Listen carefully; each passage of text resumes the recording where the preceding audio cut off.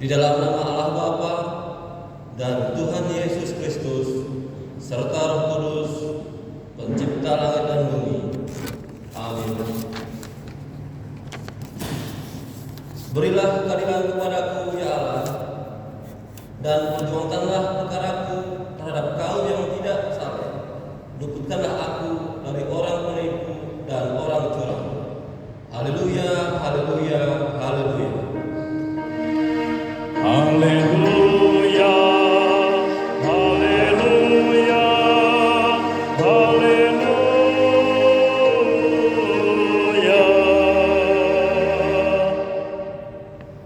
Marilah kita berdoa.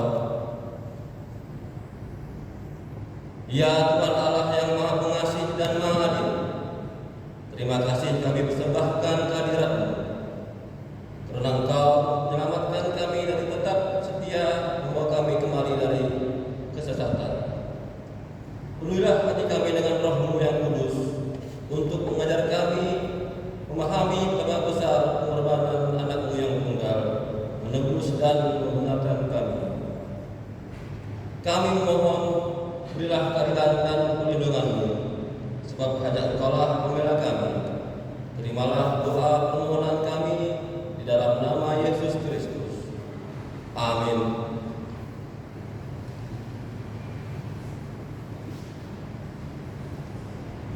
Jemaat yang terkasih di dalam nama Yesus Kristus, kita percaya bahwa berkat yang kita terima datangnya dari Tuhan melalui firman-Nya yang bagi percaya bagi kita bernyanyi dari buku nyanyian nomor 32 ayat 1 sampai 3.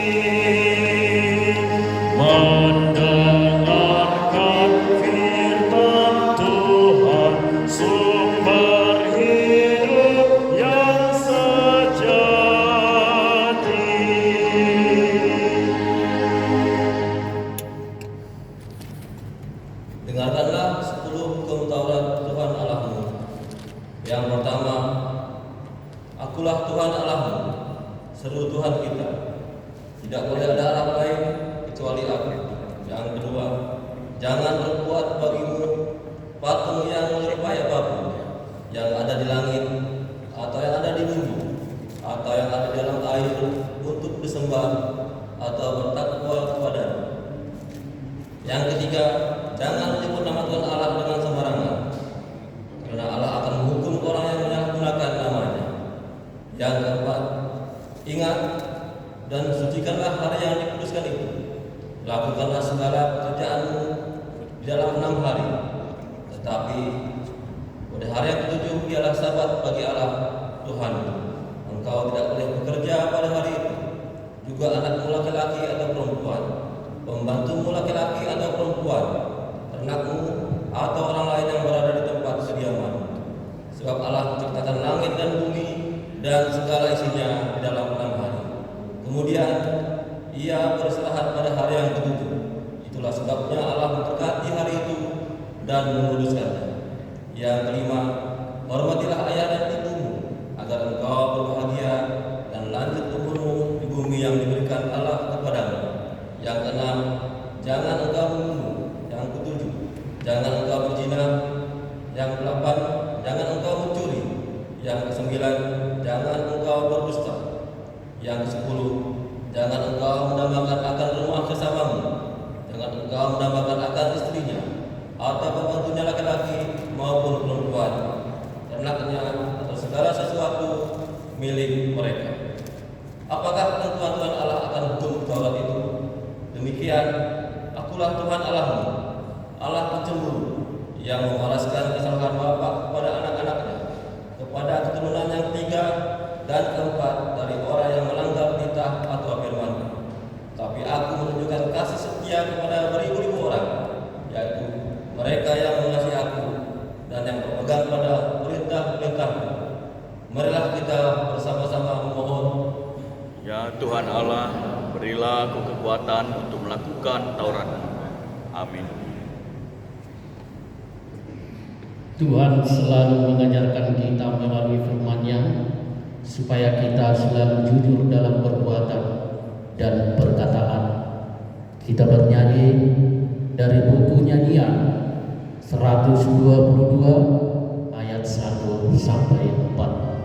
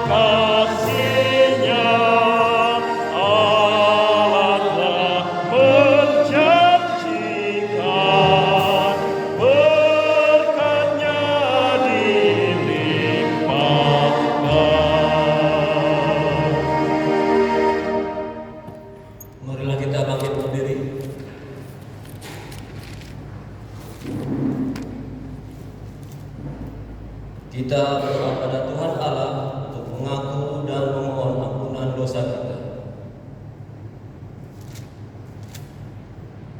Ya Tuhan Allah, Bapa yang Maha Kasih, sumber berkat bagi kehidupan kami, Engkau setia menyertai dan melindungi kami dalam kegiatan kami sehari-hari, serta memberikan berkat kepada kami.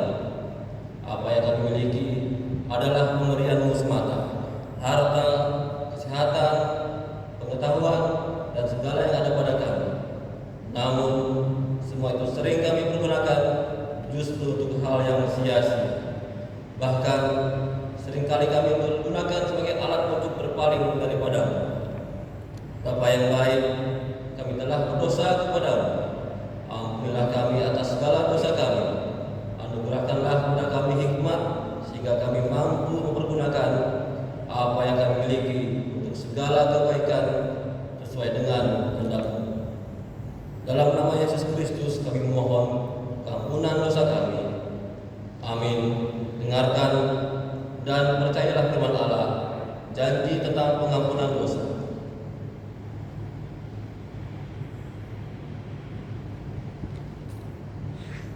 Siapakah yang akan menggugat orang-orang pilihan Allah? Allah yang menggunakan mereka. Siapakah yang akan menghukum mereka? Kristus Yesus yang telah mati, bahkan lebih lagi, yang telah bangkit, yang juga duduk di sebelah kanan Allah, yang malah menjadi pembela bagi kita. Allah telah mengampuni semua dosa kita oleh kasih karunia-Nya. Oleh karena itu, marilah kita menyatakan hidup baru, kemuliaan bagi Allah di tempat yang maha tinggi. Amin.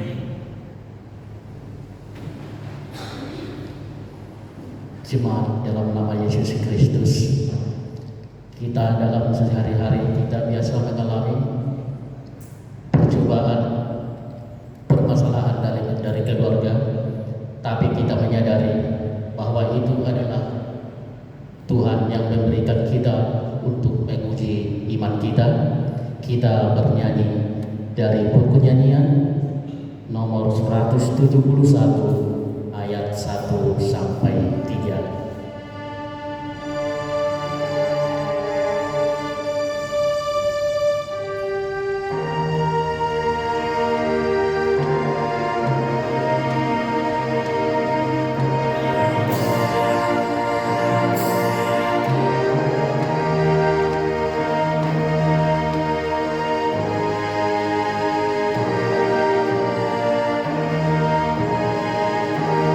Oh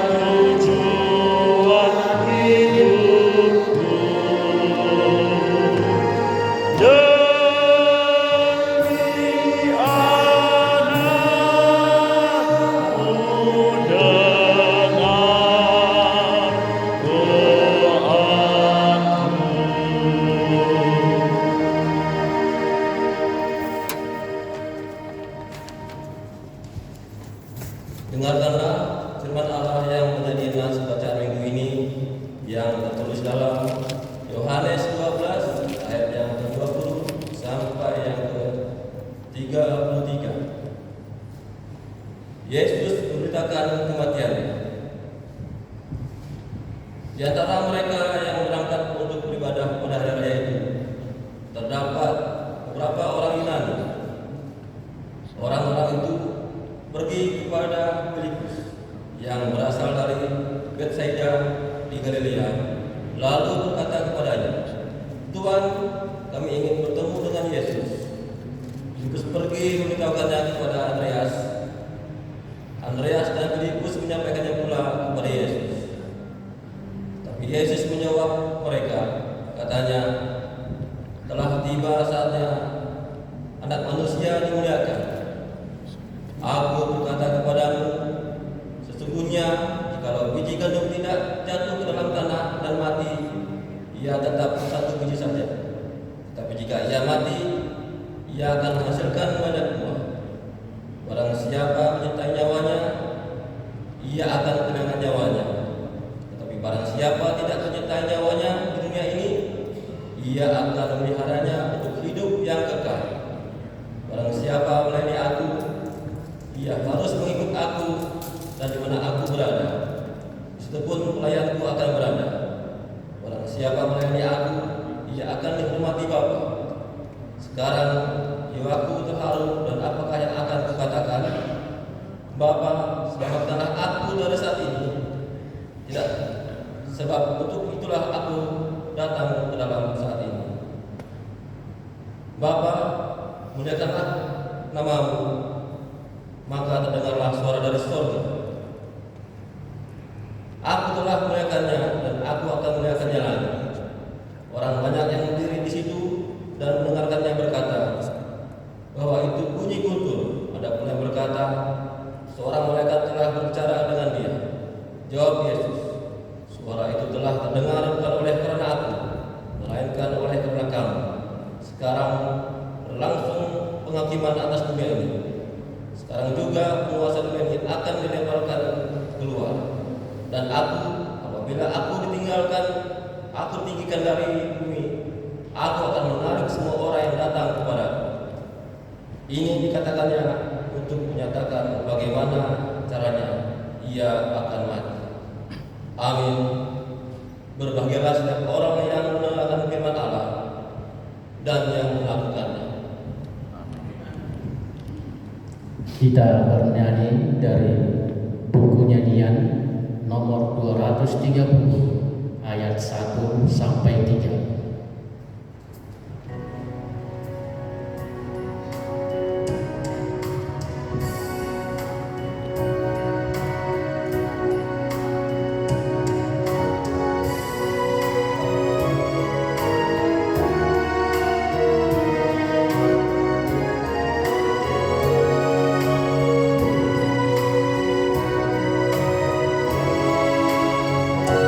Aku rindu Kau Tuhan, Yesus Juru Selamatku. Kau telah menebus dosaku, Kau kuduskan hatiku. Dalam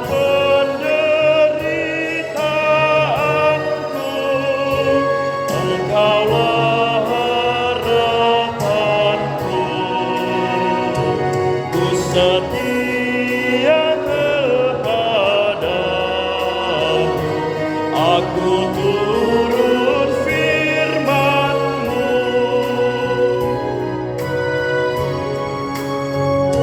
Selamatkanlah diriku dari kuasa dunia. Engkaulah kehidupanku,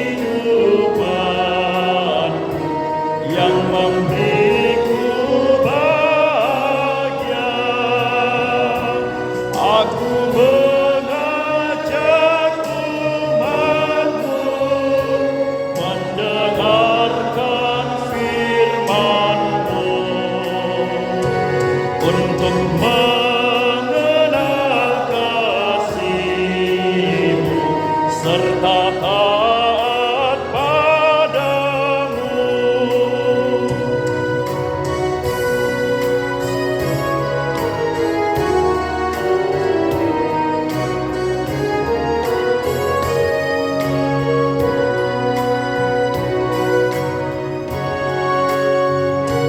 Hasrat dan harapan kita, permohonan semua, serahkanlah pada Tuhan, Dia menentukannya. Beritakanlah firman-Nya bagi seluruh umat-Nya, agar semua manusia hidup damai dan benar.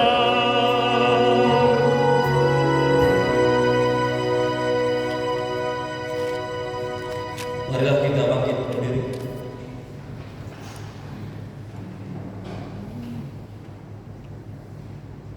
Marilah kita mengikrarkan iman kita sesuai dengan kemampuan iman yang diikrarkan oleh segenap orang percaya di segala tempat dan sepanjang zaman. Aku percaya kepada Allah, Bapa yang Maha Kuasa, Khalik langit dan bumi, dan kepada Yesus Kristus, Anaknya yang tunggal Tuhan kita, yang dikandung daripada Roh Kudus, lahir dari anak darah Maria, yang menderita di bawah pemerintahan Pontius Pilatus, disalibkan, mati dan dikuburkan, turun dalam kerajaan maut, pada hari yang ketiga bangkit pula dari antara orang mati, naik ke surga, duduk di sebelah kanan Allah, Bapa yang Maha Kuasa, dan akan datang dari sana untuk menghakimi orang yang hidup dan yang mati. Aku percaya kepada Roh Kudus, gereja yang kudus dan am, persekutuan orang kudus, pengampunan dosa, kebangkitan daging, dan hidup yang kekal. Amin.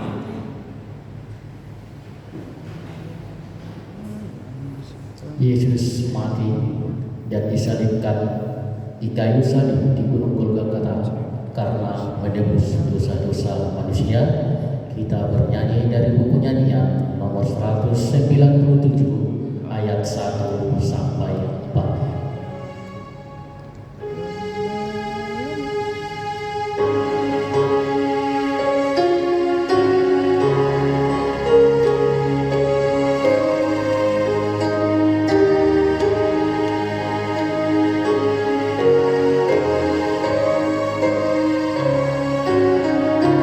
Gembala yang setia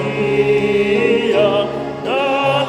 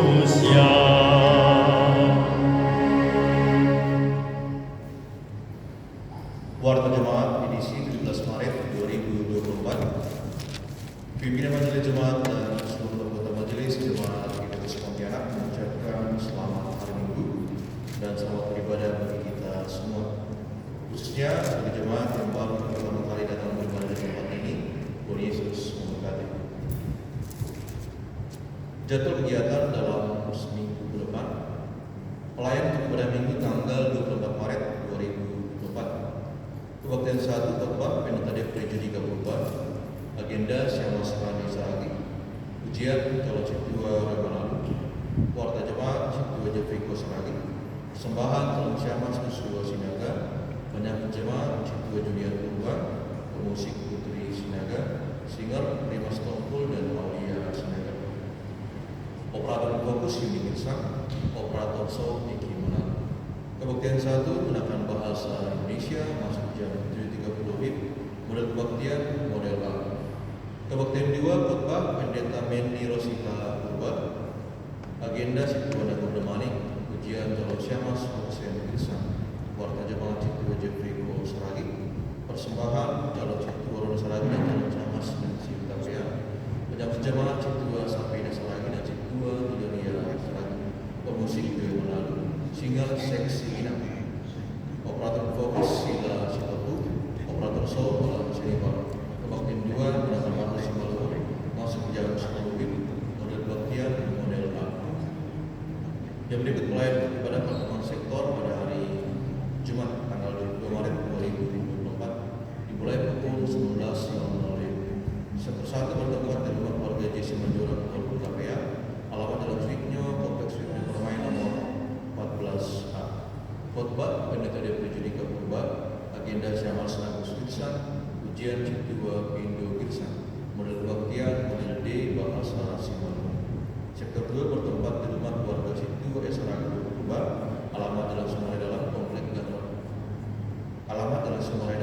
Gang Raya 7. Khotbah Citua Sapina Saragi.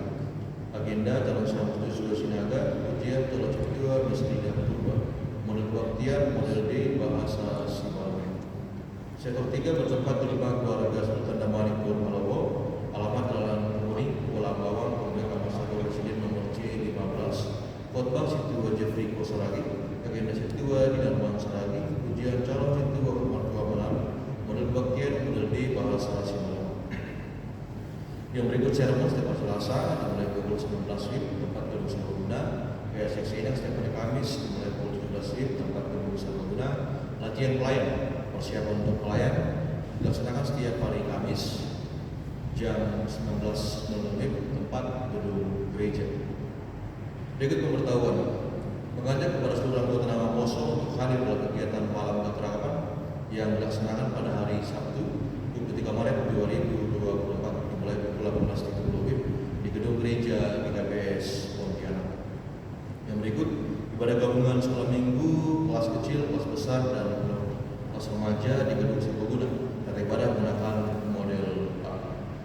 Dalam rangka pasca sekolah minggu mengadakan lomba untuk anak-anak sekolah minggu dan remaja yang dilaksanakan pada Sabtu tanggal 30 Maret 2024 di gedung gereja.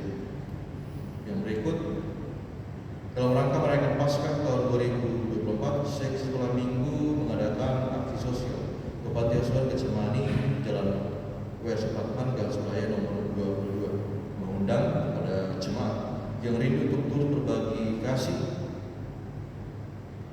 yakni berupa barang sembako kepada anak panti asuhan dapat memberikan dan mengumpulkan kepada guru sekolah minggu Kak Yuni Girsang. Batas akhir pengumpulan Sabtu 23 Maret 2024 pukul 17 WIB di gedung Serbaguna. Yang berikut dalam rangka menyambut kegiatan Paskah, kegiatan jemaat yang dilaksanakan diantaranya pertama pada Kamis Putih, Kamis tanggal 28 Maret 2024 dimulai pukul 19 WIB. Ibadah Jumat Agung Jumat 29 Maret 2024 dimulai pukul 14 WIB. Sekaligus juga pada momen ini kita akan melakukan perjamuan kudus.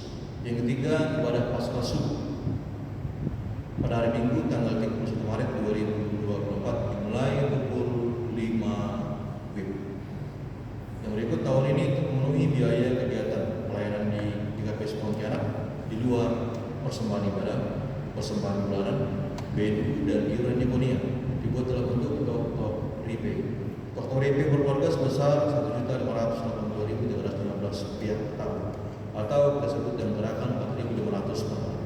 Jika ada jemaat yang ingin membayarkan Tok Repay bisa melalui bendahara jemaat atau ketua sektor. Warta keuangan. diterima persembahan bulanan dari keluarga Situa DJ Cilalai Purwosalagi untuk bulan Maret Rp200.000, dari keluarga Situa Pindah Gersang Proliga untuk bulan Januari sampai dengan Maret Rp150.000. Telah diterima BNU Begal Jumur dari keluarga J Simanjora Surabaya untuk pendidikan penjudika purba Rp500.000. Telah diterima Ironikonia untuk tahun 2024 dari keluarga yang Sinaga Polres Tanggal, dari keluarga Inang Begin Ting Situa N Purba masing-masing Rp240.000.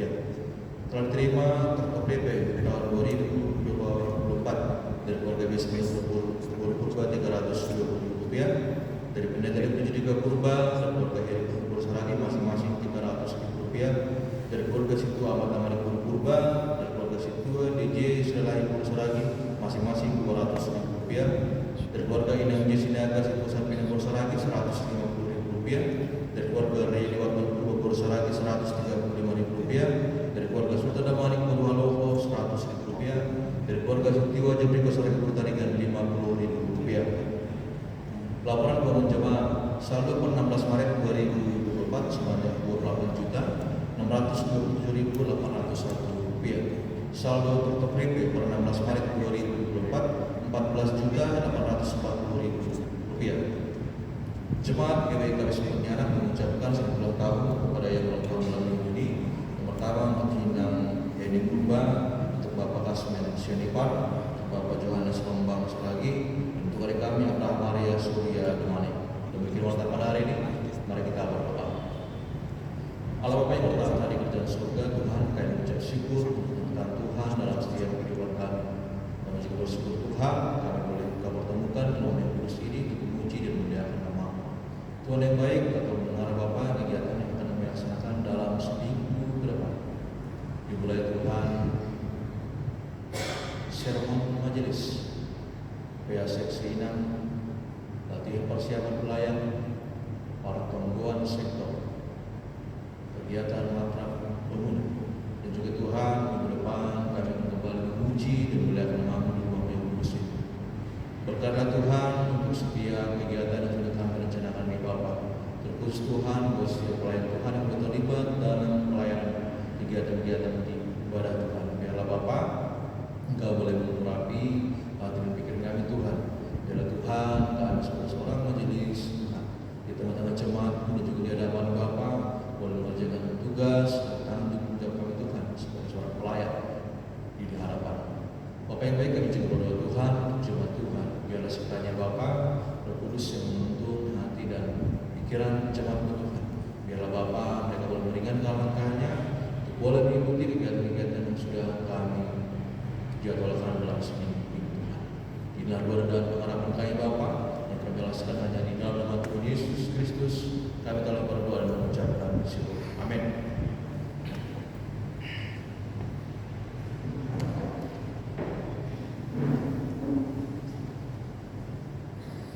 Jemaat Kristus dalam nama Yesus Kristus, untuk menyambut firman Tuhan yang dibawakan hamba-Nya untuk kita, Vikar Yuli Borudamanik, kita sambut dengan dari buku nyanyian nomor 260 ayat 1 sampai 3.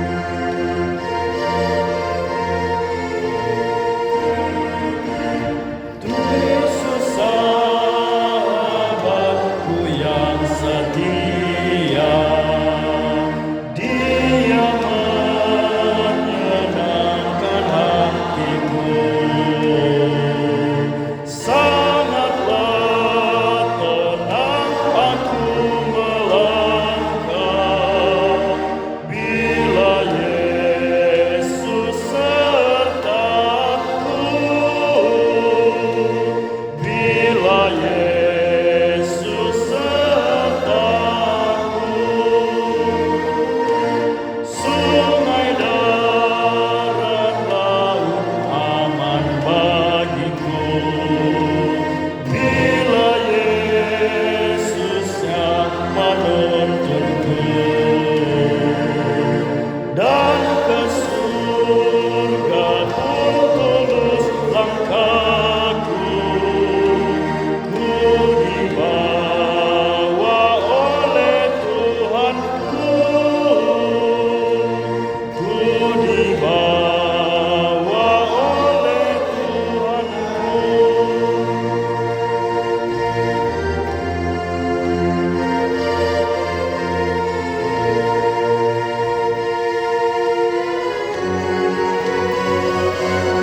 Waktu tidur atau saat bangun, Yesus yang tetap bersamaku.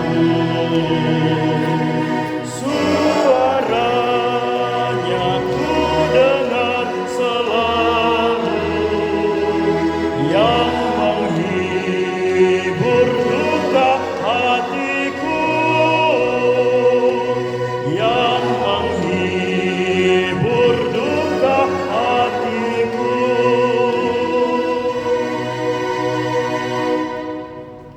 Kita bersatu dalam doa. Allah Bapa kami yang terkasih, yang kami kenal dalam nama Tuhan Yesus Kristus, kami mengucap syukur untuk semua kebaikan Tuhan dalam kehidupan kami. Kami sudah menyanyikan lagu puji-pujian sebagai bentuk syukur kami atas kasih-Mu dalam hidup kami. Dan kami telah siap untuk mendengarkan firman-Mu ya Bapa. Kiranya curahkanlah Roh Kudus-Mu agar mengurapi kami dan membantu kami, agar kami tahu apa yang Tuhan kehendaki bagi hidup kami melalui firman Tuhan hari ini. Dalam nama Tuhan Yesus Kristus kami mengucap syukur. Amin. Shalom Bapak Ibu sekalian. Firman Tuhan yang sampai pada kita saat ini tanggal 16 Maret 2024 ditulis dalam buku Yeremia 31 ayat 35 sampai ayat 37. Yeremia 31 ayat 35 sampai ayat 37 saya akan bacakan untuk kita sekalian. Beginilah firman Tuhan. Beginilah firman Tuhan yang memberi matahari untuk menerangi siang, yang menetapkan bulan dan bintang-bintang untuk menerangi malam, yang mengharu biru laut sehingga gelombang-gelombangnya ribut. Tuhan semesta alam namanya. Sesungguhnya seperti ketetapan-ketetapan ini tidak akan beralih dari hadapanku. Demikianlah firman Tuhan. Demikianlah keturunan Israel juga tidak akan berhenti menjadi bangsa di hadapanku untuk sepanjang waktu. Beginilah firman Tuhan. Sesungguhnya seperti langit di atas tidak terukur dan dasar-dasar bumi di bawah tidak terselidiki, demikianlah juga aku tidak akan menolak segala keturunan Israel karena segala apa yang dilakukan mereka. Demikianlah firman Tuhan. Amin. Sekali lagi shalom Bapak Ibu sekalian. Shalom. Sebelum sampai pada penjelasan firman, saya akan memperkenalkan diri terlebih dahulu. Nama saya Vikar Pendeta Yulia Kristina Borudamani, bisa dipanggil Yulia atau Lia mungkin, yang lebih nyamannya terserah, tapi saya lebih sering dipanggil Yulia. Ini adalah vikar kedua saya, sebelumnya melayani di GKPS Resort Dolok Masipol, Distrik 5 di Sumatera Utara.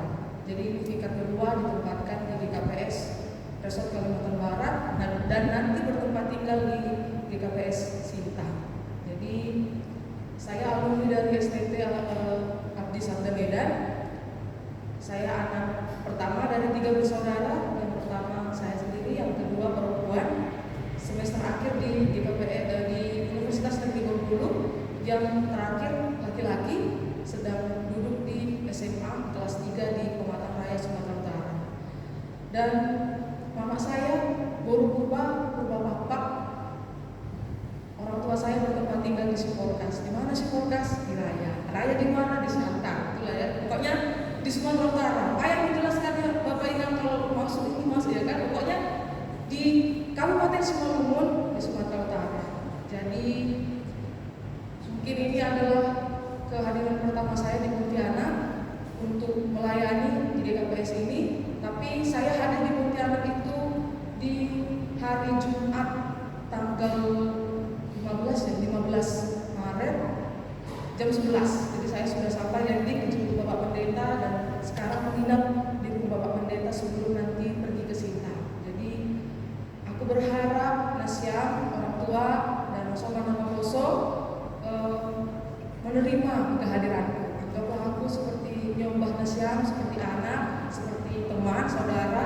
Kalau dibilang saudara atau teman atau nyombah, tentunya tidak ada rasa segan lagi berbicara gitu. Kalau ada yang salah Bapak ingat, tidak apa-apa, ingatkan saya. Mungkin akan ada perbedaan sedikit bahasa, karena sudah terbiasa pula berbicara bahasa Simalungun khotbah di GKPS Kasotolo Simalungun. Mungkin logat-logatnya pun logat-logat Medan.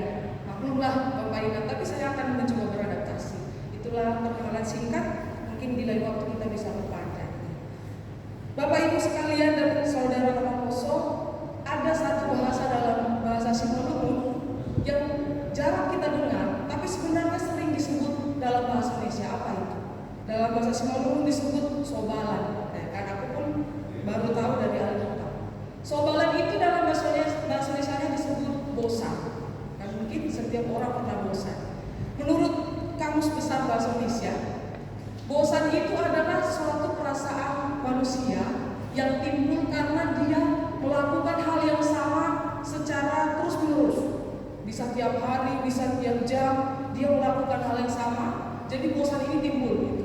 Mungkin bukan hanya melakukan, bisa saja bosan itu timbul karena melihat hal yang sama setiap saat. Dan bukan hanya melihat, tapi mendengarkan hal yang sama. Jadi kalau sudah mendengar, melihat, terus melakukan, bosan itu bisa dirasakan oleh setiap orang. Pokoknya atau hematnya, bosan itu terjadi karena ada suatu pengulangan. Mungkin kalau ditanya pertanyaan ini kepada Nasyam, Bapak Inang dan Namaposo, pernah nggak bosan? Merasa bosan? Mungkin pernah ya. Ada yang bosan menunggu, ya kan? Kenapa bosan menunggu? Iyalah, waktu habis. Harusnya bisa melakukan banyak hal, tapi karena bosan ini, jadinya waktu terpakai, ya kan? Ada juga yang mungkin bosan kerja. Sebenarnya kerja ini dikejar setiap orang, tapi karena kerjaannya itu aja, ya kan, di depan komputer atau kerjaan apa yang lainnya bisa jadi bosan. Karena apa? Dia terulang setiap hari. Mungkin ada juga yang bosan sama pasangan. Bapak Ibu mungkin kan tiap hari ini aja yang dilihat, bangun tidur ini aja yang dilihat, ya kan? Mau makan ini aja temannya, bangun tidur dia lagi yang dilihat. Apa-apa dia. Mungkin ada kebosanan melihat pasangan. Ada juga mungkin yang bosan makan, ya kan? Bosan makan nasi terus. Kadang kita cari usaha. Kalau nggak bosan makan, kalau bosan makan gimana? Pastinya sakit. Karena makan itu kebutuhan gitu. Jadi banyak usaha manusia, mungkin cari mie goreng, nasi goreng, beli makan di luar. Jadi banyak ide manusia Bapak Inang untuk mengatasi rasa kebosanan. Bahkan mungkin ada yang bosan minum air putih. Putih kebutuhan manusia. Tapi karena bosan mengulang hal yang sama, bisa lah sesekali selesai makan minum teh manis atau minum yang berasa-rasa untuk mencari ya ada inspirasi yang sedikit berbeda.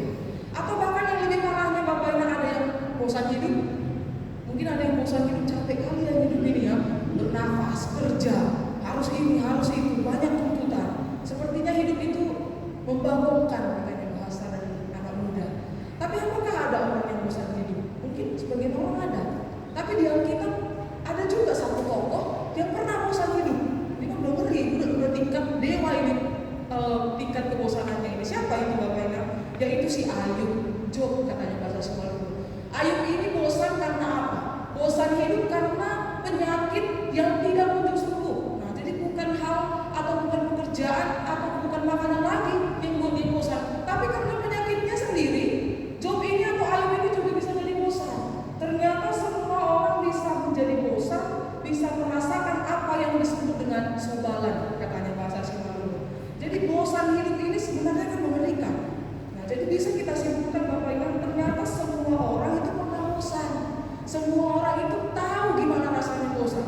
Bahkan semua orang itu tahu cara mengatasi rasa bosan. Yang menjadi pertanyaannya adalah, apakah bosan itu salah? Apakah bosan itu wajar? Jawabannya, bosan itu sah-sah saja. Bosan itu wajar. Bosan itu manusiawi kok. Itu memang perasaan manusia. Tapi yang menjadi masalahnya adalah kalau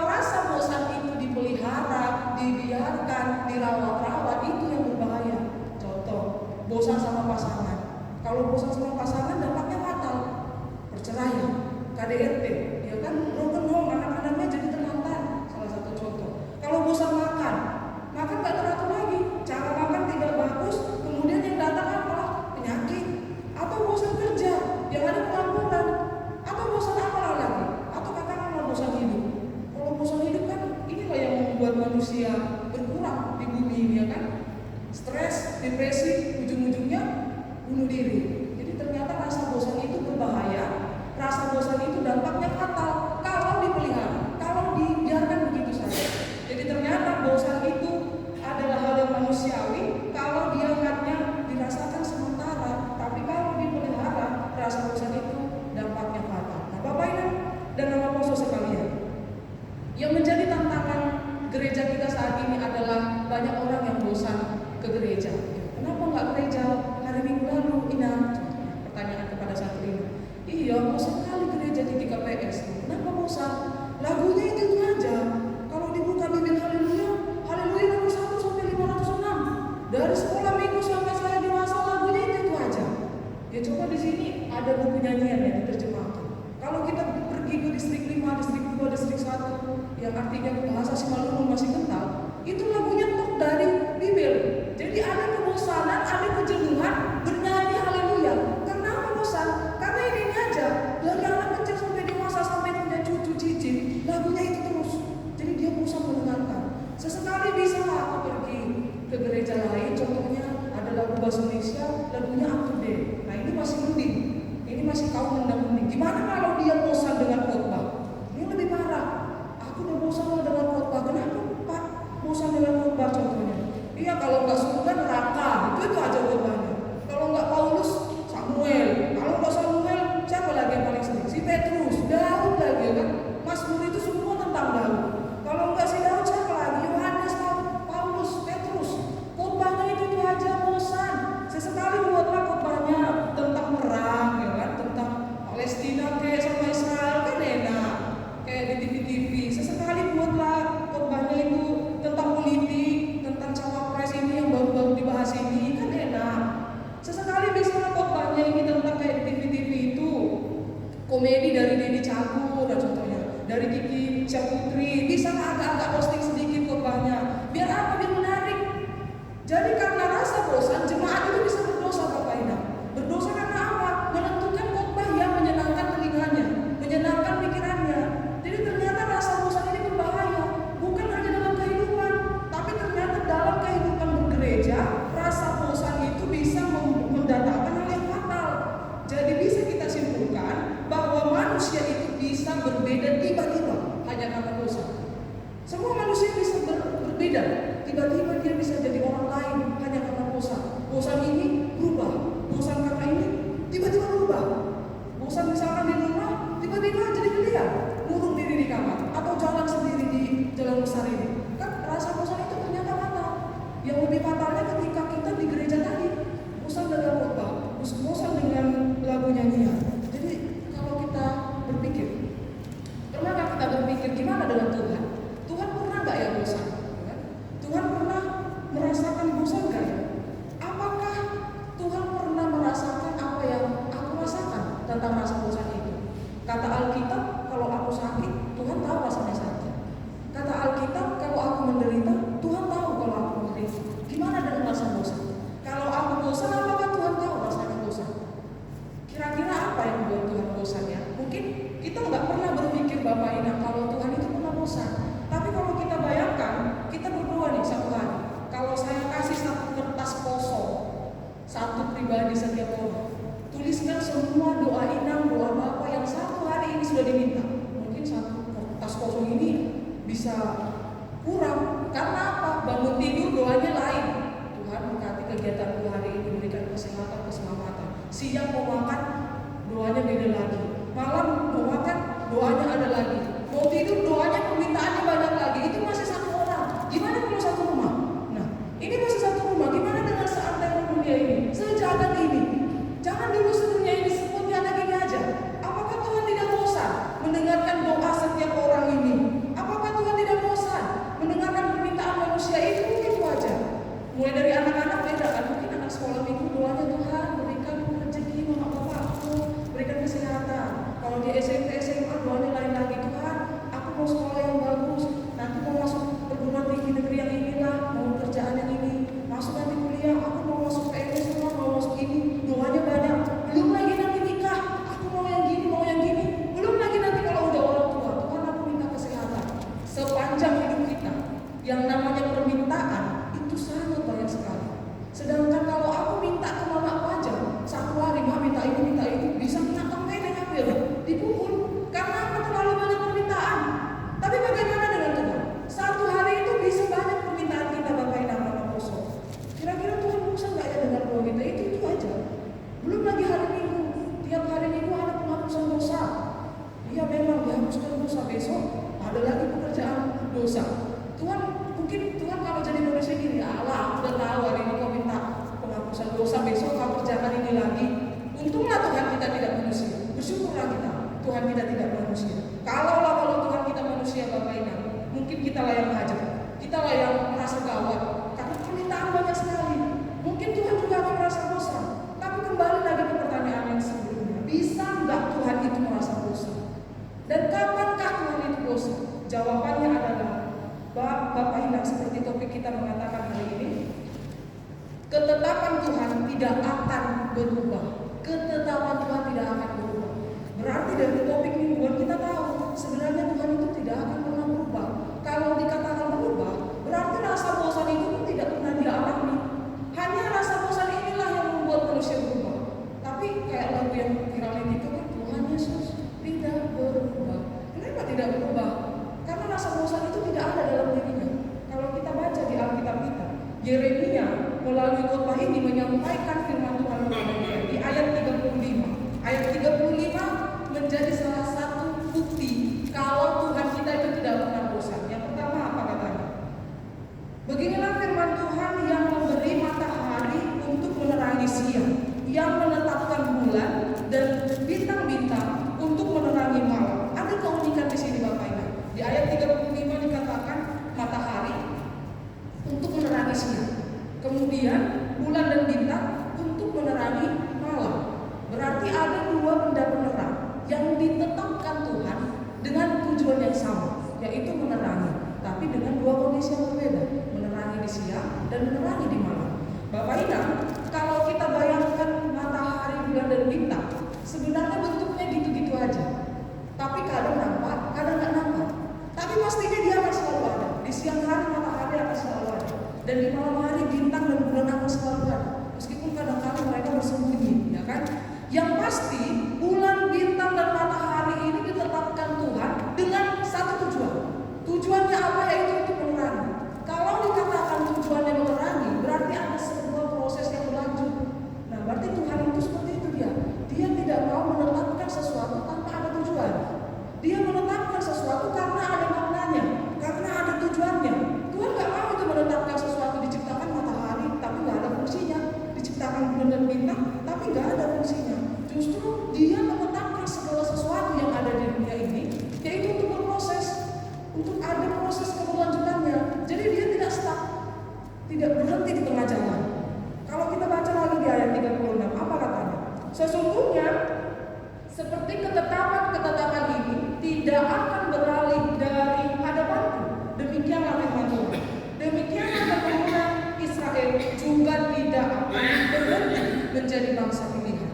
Kalau kita bayangkan tadi matahari, bulan dan bintang ditetapkan untuk menerangi, bagaimana dengan ketetapannya memilih bangsa Israel? Apakah bangsa Israel ada maknanya atau ada tujuannya? Atau dipilih aja seperti pemilihan tapi nggak tahu apa eksistensinya dari bangsa Israel ini?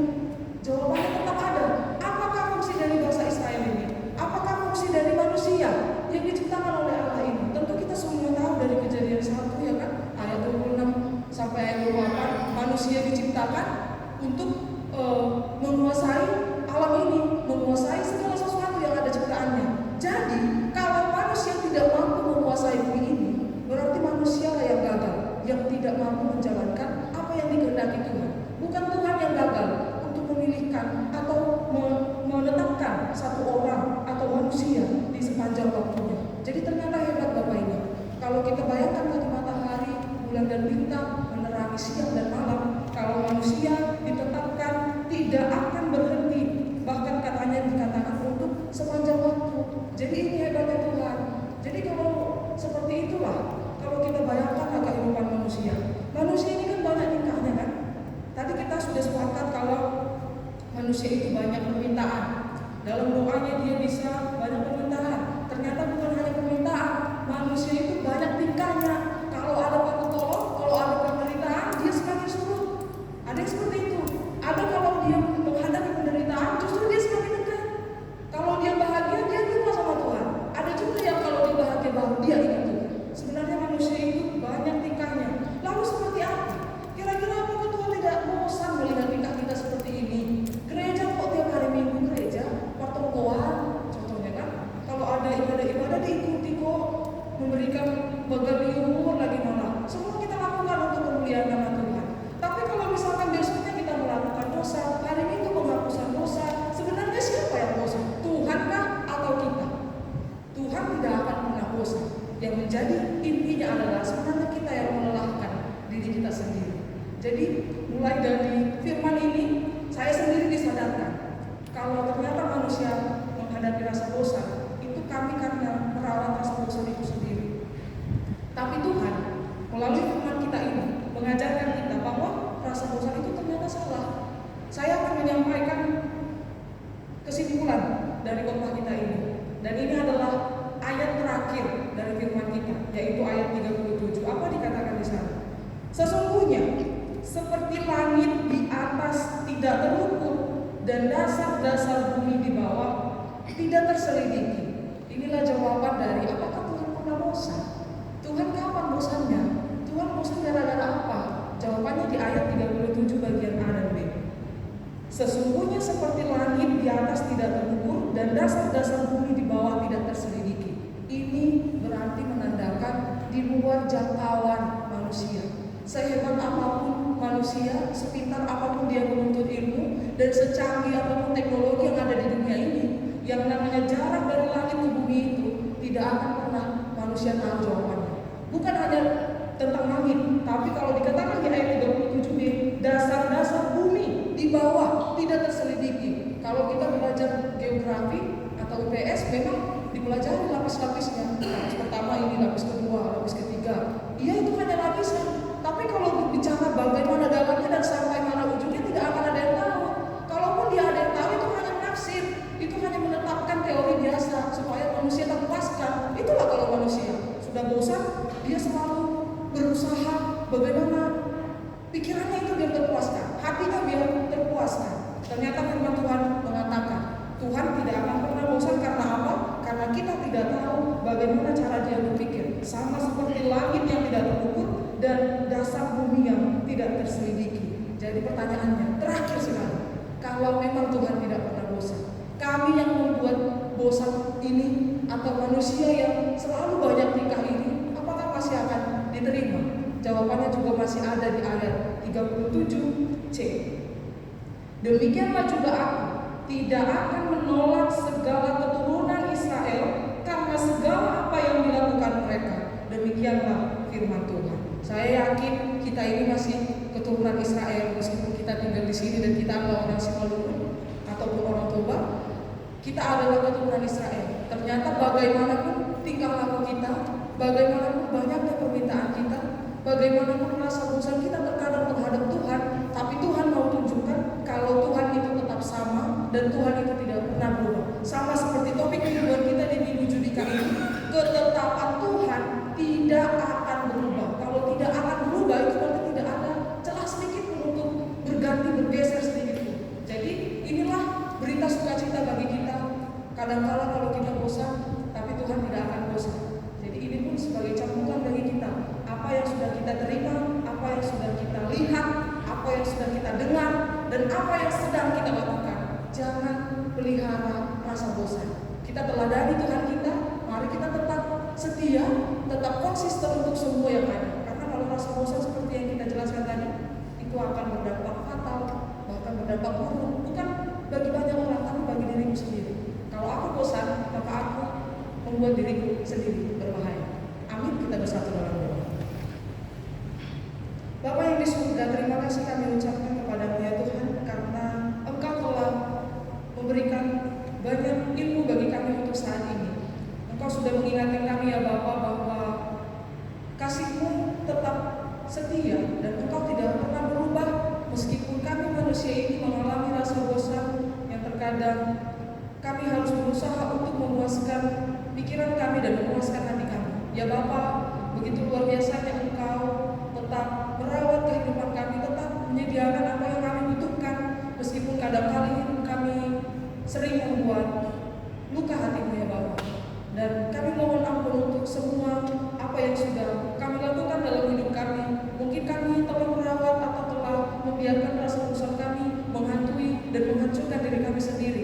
Tapi mulai saat ini kami meminta dengan sangat kepadamu ya Bapa, kiranya Engkaulah yang membantu kami, menguatkan kami, agar kami mampu menjalankan apa yang Engkau minta dari firman. Tuhan Bapa kami yang di surga, kami ingin sekali mendoakan setiap jemaat-Mu yang ada di GKPS Pontianak ini. Tuhan kiranya sertai mereka setiap pekerjaannya, Tuhan berkati. Bagi yang sedang sekolah ya Tuhan, yang kuliah Tuhanlah yang sertai setiap pendidikannya. Bagi yang bekerja dan mencari pekerjaan, Tuhanlah yang memberikannya yang terbaik. Berikan semangat untuk mencari dan berikanlah semangat untuk tetap setia dalam pekerjaan yang sudah didapat. Ajarkan mereka untuk bersyukur, dan untuk setiap orang tua yang sedang menyekolahkan setiap anak, kiranya Engkau juga berkati setiap orang tua ya Bapa. Bantulah mereka untuk mencari pekerjaan, bantulah mereka untuk tetap setia, bersabar, dan terus berpengharapan padamu ya Bapa. Bagi orang tua kami mungkin yang sudah janda atau duda, mungkin tidak mudah mereka menjalani hidupnya, tapi kami yakin dan percaya Tuhan akan tetap setia menemani orang tua kami, sehingga mereka tidak akan merasakan rasa kesepian. Dan bagi orang tua kami yang sudah lanjut usia, mungkin kesehatan semakin lama semakin menurun ya Bapa, tapi kami yakin dan percaya Tuhan akan tetap menguatkan tubuh mereka. Sekalipun sakit penyakit membuat mereka semakin lemah, tapi janganlah Engkau biarkan ya Tuhan iman kepercayaan mereka semakin lama semakin surut, tapi biarlah semakin membara iman mereka Tuhan, semakin tetap berpengharapan, sehingga meskipun mereka tua, tapi mereka tetap bersuka cita untuk mendekatkan diri kepadamu. Ya Tuhan, di atas semua permintaan kami adalah manusia yang penuh dengan dosa. Tuhan, kami sadar lebih banyak dosa kami yang kami lakukan di dunia ini dari apa yang menyenangkan hati Tuhan. Tuhan, hapuskanlah dosa-dosa kami. Ajarilah kami untuk membaharui diri kami setiap saat dan untuk hidup sesuai dengan perintah Tuhan. Inilah kami dan doa kami ya Bapa. Kiranya Engkau terima dalam nama Tuhan Yesus Kristus. Kami berdoa dan mengucap syukur. Amin.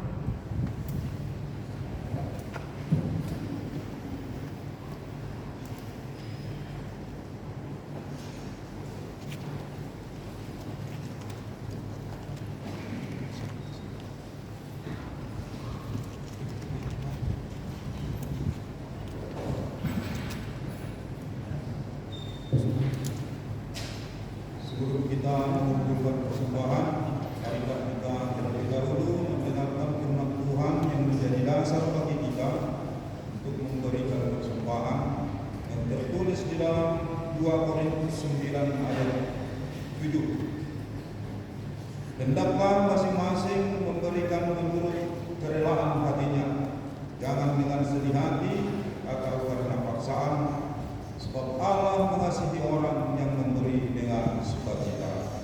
Marilah kita memberikan persembahan.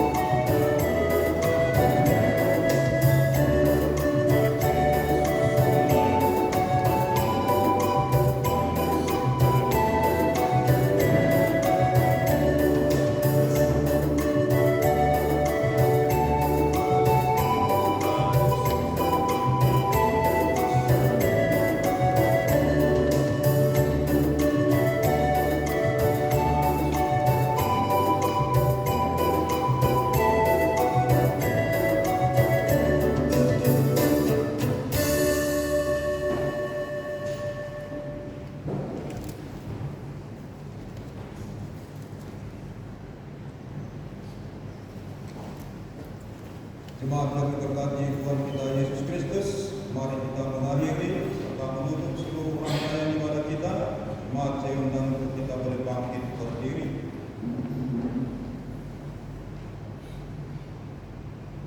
Marilah kita berdoa untuk menyerahkan persembahan kita kepada Tuhan Allah.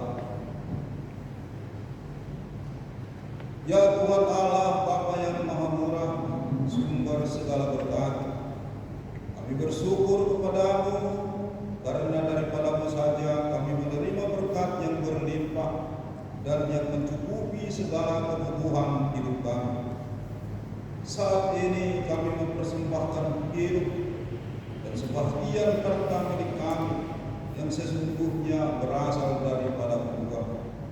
Berkati dan kuduskanlah persembahan ini untuk kemuliaan nama-Mu.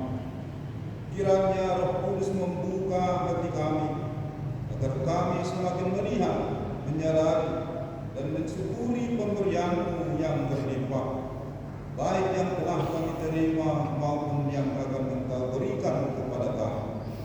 Ajarilah kami untuk memberikan persembahan yang sepatutnya dengan hati yang kudus, sehingga persembahan kami menjadi persembahan yang benar di hadapan-Mu.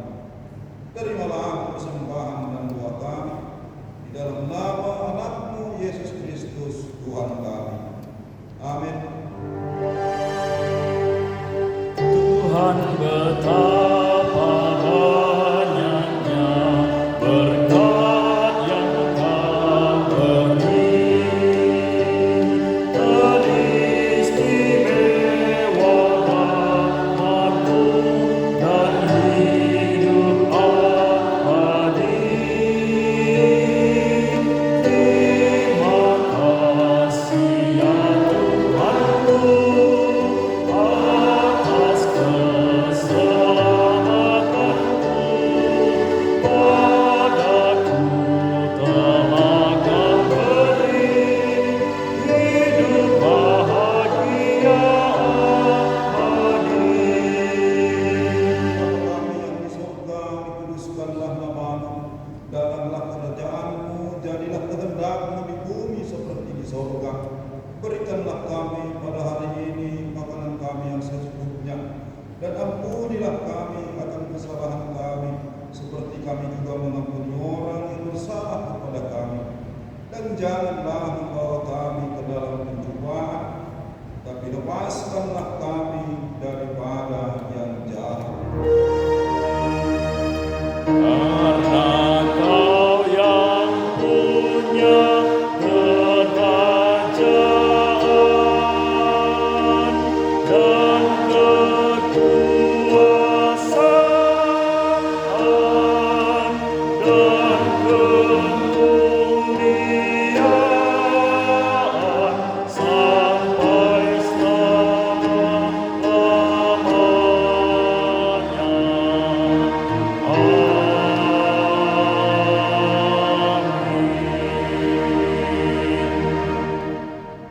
Pergilah, sebab Tuhan telah menyatakan kepada kita apa yang baik dan berkenan kepadanya, yaitu melakukan kebenaran serta keadilan, teguh berpegang pada firman-Nya, dan hidup dalam kerendahan hati. Tunaikanlah tugas pelayanan-Mu dan percayalah bahwa Tuhan senantiasa bersama-Mu dalam melakukan segala pekerjaan yang baik. Marilah kita terima berkat yang datangnya daripada Tuhan Allah. Tuhan memberkati kita dan melindungi kita. Tuhan menyinari kita dengan wajah-Nya dan memberi kita kasih karunia. Tuhan menghadapkan wajah-Nya kepada kita dan memberikan kita damai sejahtera.